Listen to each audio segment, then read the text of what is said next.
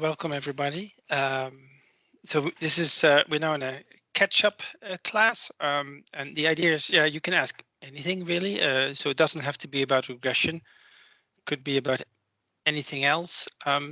So one thing I was just thinking, maybe I should tell you that if you are at the border of kind of losing this class, don't spend so much time on exercises with 3 stars, right? The exercises have a rating, 1, 2, or 3 stars. The 3 stars are really not suited for the type of exam that we do. I don't think, to be honest, I think the exercise set is one of the weakest points of the class. It's I have to improve it, but there's limited time for about everything. So um, the if you look at the exams, there are 2 practice exams, and these are the actual exams of last year. They are very representative for the exam that's going to be, and you'll see if you look at those exams, there's not going to be like something which was for the regression proof that the variance, if you get more data, will decrease over time, and then you have to do a proof that involves the Woodbury identity matrix. We're not going to do that on the exam, right? I mean, the pressure is too high. It's multiple choice, so it's going to be computationally quite mild. So I would really focus on the main idea of this class, right? The main idea of this class is that almost every interesting task in machine learning, you can pose it as a conditional probability distribution, right? The first thing is probability theory is the correct language and the correct calculus for computing with uncertainties. And machine learning is about computing with uncertainties because you want to, the task that you want to do is predict the future or classify an object. And well, there's uncertainty whether it's an apple or a pear. So there are uncertainties we have to deal with, and therefore we have to use probability theory. And then it turns out that all of Bayesian machine learning is just an application of probability theory. So, and there's a recipe, right? I make a model assumption. The model assumption includes a prior over my parameters, some prior assumptions. Where you get that from, it could be from a previous data set, it could be from somebody gives this to you, could be from some physics in the environment. The only thing that the Bayesian approach does is that you have to specify your prior. That's not a limitation, that's just being honest about how to solve a problem. If you would not do a Bayesian approach and you would solve a problem by some algorithm, you're also making assumptions. You're just not explicit about it. The Bayesian approach does not prescribe per se how you choose that prior. There's a literature on choosing good priors when you don't have much information and when you do have some constraints. It's a bit too advanced for this class, but the general idea is that, well, if you don't have much information, then a Gaussian is a good idea. And keep it vague, right? Let the data do most of the talking. So that's usually a good idea. What the Bayesian approach is about is not so much about how to choose the prior. The Bayesian approach is how to process data. How do you process data? Always in the same way. You define a likelihood, you plug in your data, and that likelihood describes all the knowledge there is, let's say, in the data that relates to your parameters, right? It's a function of parameters, but that function changes if you change the data. So the likelihood defines the relationship between data and your model. And Bayes' just combines it. Bayes' combines what you knew about the weights or about the parameters before you saw the data with the information, the likelihood from the data. It just fuses it by multiplication. Apparently, that's how probability theory describes how you should combine 2 sources of information by multiplication. And that's what Bayes' rule does. And The other outcome that gives you a posterior, the other outcome is an evidence. And that evidence tells you how good was my model assumption, right? And it's sort of, if you would have two models, you have to make a decision. Well, this one model gives me a particular posterior, and another model gives me another posterior. Which one is better? Well, you can compute the evidence for the model, and the evidence is a really good measure of model performance for various reasons, but one nice way of looking at it is to decompose the evidence into a term that describes accuracy. How good is my data fit? How good does this model really predict the observed data set?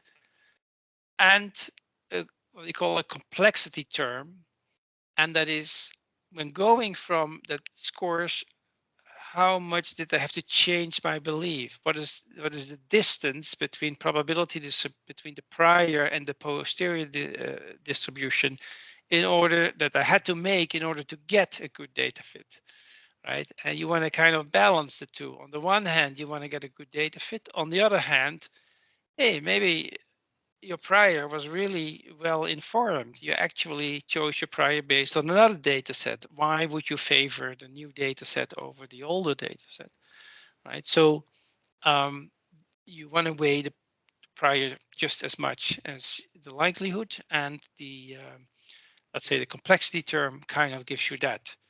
It tries to keep the posterior close to the prior because that's also important. And there are no tuning parameters in here. It's all completely balanced. There's just one measure, Bayesian evidence, and it weighs these two aspects in the correct way. And that's it, right? And if you want to make an application then with your model, well, you just write down the conditional probability distribution that what you want, right? In the lesson that we did today, we did regression. So we say, well, I make an observation. I want to predict y for a given x. Then we just compute that. And that will involve some expression that will involve your posterior over your weights and your likelihood. And it just always turns out to be this way. This is just the recipe of doing it. It's just probability theory. So if you have that in mind and try in the next classes, also when we go to classification and so on, try to keep that mental picture in mind, then I think you should be able to understand most of the questions and answer most of the questions. Then there's of course a computational aspect. Yeah, and that's just a bit of practice, right? A bit of practice of working with Gaussians and working with a categorical distribution. So in that sense, it's good to make the exams, look at the exercises a bit, maybe not the 3-star exercises, but 1 and 2 stars. And I think you will be fine, to be honest. So that's my recommendation. Now, I would like to give it now to you, and please let me know what you want to talk about or where your problems are.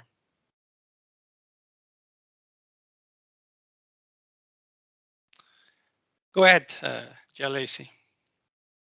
Yeah, so before this lecture, I don't know, can you hear me correctly? Maybe I like this? But yeah, you're fine. Yeah? You're fine. Okay, okay, cool. Yep. So before this lecture, I kind of had trouble seeing the bigger picture of all the lectures. So each lecture for me, it was like there was like new stuff. So like, okay, this week we're gonna do some Gaussian information and central limit theorem, and then this week we're gonna do some vector graphs, and then one week was like in Bayesian machine learning in general. But I failed to see like the bigger picture to how it all connects. Like I see that there's some connection, like okay, there's like Bayesian and that uses Gaussian for this and this reason, but I failed to see like how the previous lectures connected to the lecture that I was looking at the moment, and that made it harder to fully grasp like the whole lecture. Yeah. So let me go over the table of contents of the whole class again. It basically, machine learning overview is just some babbling, right? It's just nonsense. And then, so probability theory is where it starts. And I want to make an argument that just made the argument again that if you do information processing, really, then probability theory is the calculus we should use. And that, and there, I wanted to make the argument in the class that there are people that are that have proven it to be the case, right? And so machine learning, which is learning from data, and which is also dealing with uncertainties. So we have to use probability theory if we want to, let's say, use the proper mathematical tool, and we call that Bayesian machine learning. Bayesian machine learning is nothing but committing to probability theory. So by committing, I mean that you see everything as an inference task. So if you want to come up with what are my weights, you don't do gradient descent and end up with some weight value. You say, no, it's inference. I have a prior and I have a posterior. And if you want to do state estimation, as we will do later in Kalman filtering, it's an inference task. Everything is an inference task. For everything you use probability theory. And we came up with a recipe for that. Vector graphs could have, in earlier versions, this vector graph chapter was much later, I think just before dynamic models. And I understand if you feel it's a little bit out of place. My idea was I do it earlier so I can show some vector graphs when we go through these models, but then in the end, there are not going to be a lot of vector graphs in these lectures yet. So the class is as is everything a thing in progress. So what I wanted to say with vector graph is that, okay, so everything is inference in Bayesian machine learning. How do you solve inference? Well, it turns out that in practical models, when you have lots of variables, right? If you have a time series and there's some hidden state process, or there's say lots of hidden state process, then the what's currently going on is a little bit related to what happened a few seconds ago, but not so much to what happened an hour ago. So most of the state variables over time are not going to be directly related. So we're going to have a lot of parameters or variables in our model that are not directly related to each other, or there's no correlation. And that means there's going to be a lot of factorizations in our model. We can represent that by a vector graph. A vector graph draws only, let's say, connects only nodes that with let's say the variables in the vector graph. It shows really the independence between variables, right? Only variables, so edges that connect to the same node, have a direct dependence on each other. Other variables are in an indirected way dependent.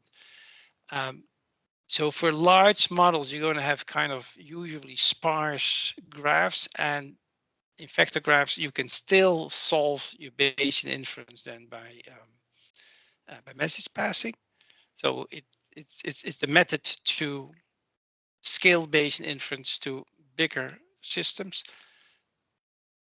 We could have put that a little later in the class. Then B5 and B6 are the basic models. We're doing here density estimation. I observe some data X, and I want to build a model for X, P of X. And what is the simplest you can think of in terms of if your data is continuously valued? Well, that's the Gaussian. And what if you're right? And if I want to model P of X, and what is the simplest I can think of? Well, that is going to be the Bernoulli or the multinomial, right? Or the categorical distribution. So that's B6. These are the simplest models for density estimation. In B7, we, on the one hand, we go to a real application, right? Regression is a really big field. Curve fitting is a really big field in science.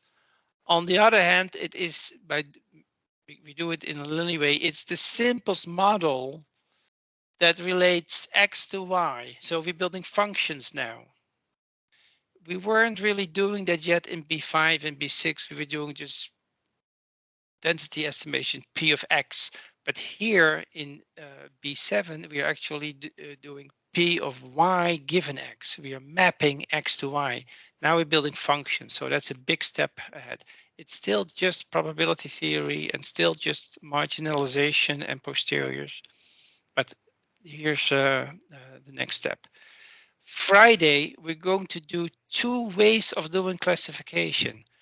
Generative classification will turn out to build straight on B5 and B6. It's just a really simple extension of B5 and B6 of density estimation.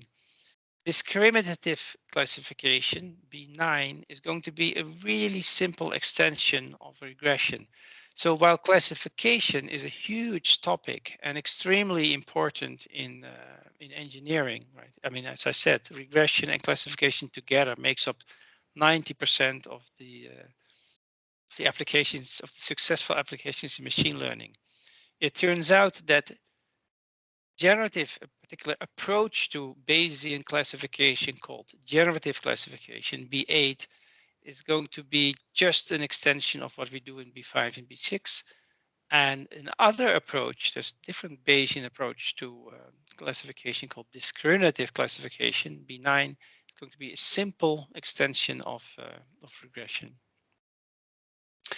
Then B10, now we're going to extend the model. We used to have a model that would just map X to Y, right?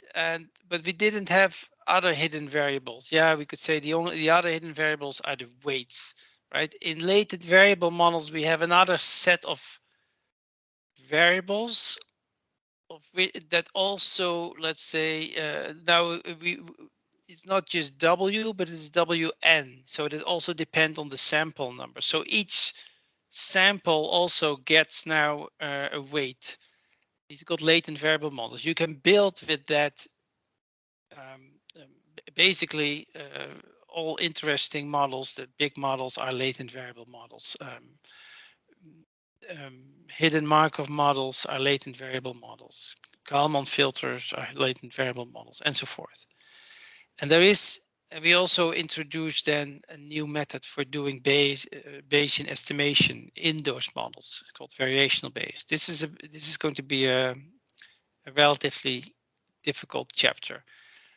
What comes after that is going to be simpler again. Dynamic models is just going to be an application of latent variable models to temporal models, to signal processing and control. And particularly control becomes important in intelligent agents. Intelligent agents, we will talk about. Look, in machine learning, we say, okay, here's a model and I have a given data set and I want to learn from it. When I have an agent can also make actions onto the world. Like we are agents. We don't just observe. We can actually change what we observe. Right? If I look in a different direction, I see something different. Right? So by moving around, I can select my own data set, and that's what an agent does. Right? It controls the world and makes an observation, and then we perceive, and then it controls the world, makes an observation. So that's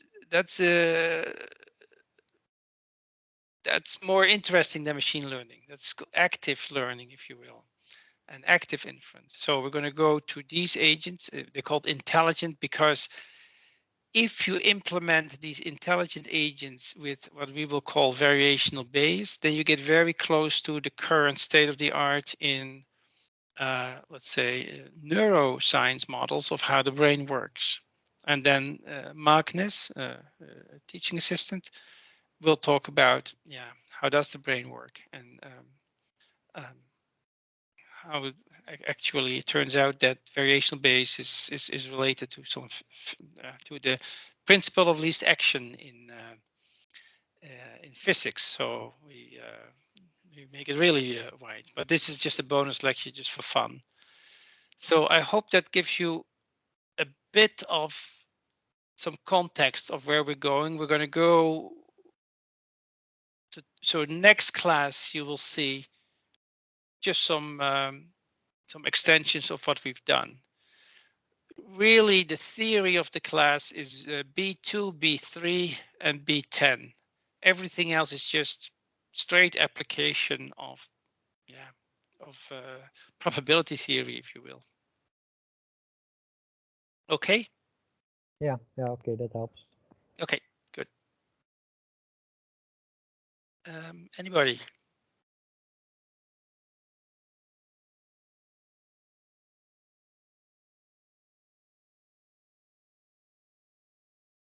Okay.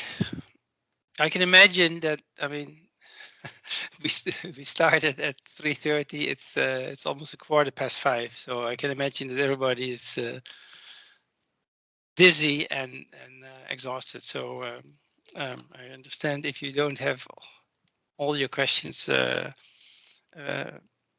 ready right now. No problem. We can do this again. You can also ask questions in Piazza. And to be honest, you can also ask questions just in the live class. But let's, if the questions are much really outside the class, let's put them either at the beginning or all the way in the end of the class. So the people who want to watch online about classification get a chance to watch classification and not see me make a big exposition on exercises of another class. Yeah, so I'm not sure what else to tell you. So don't get caught in the really difficult exercises. Just skip them. If you feel you're getting behind, just focus a bit on, do you understand the material? Do you actually see that this is just an application of probability theory? We keep reapplying the same rules over and over again. If you see that, and hopefully with one or two classes,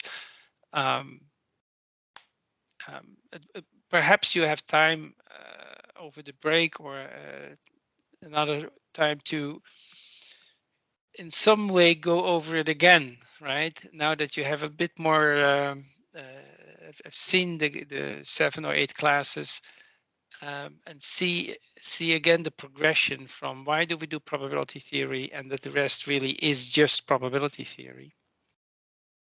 That may help. Please let us know in Piazza if you get stuck. You can ask anonymous questions. You can ask personal questions, so nobody else will see them in Piazza. So do that as well. And then I'll just look at let me just ask if there's any other question for now.